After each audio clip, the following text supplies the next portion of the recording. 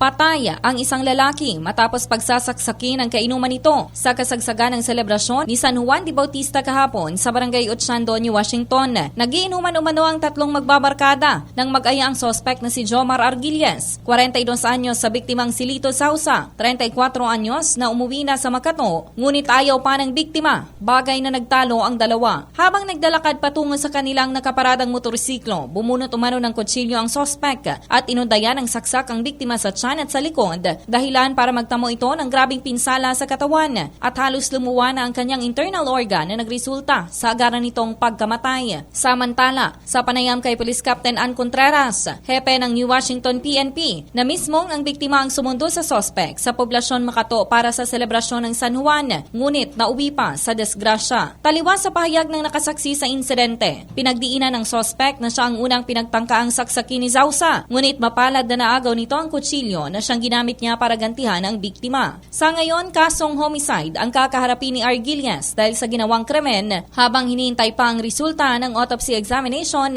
sa bangkay ni Sausa. Balita mula dito sa lalawigan ng Aklan. Ito si K5 Regeline Tornino para sa Kampiyon na Balita, Serbisyo Publiko at Kasiyahan sa Kalibo. K5 News FM.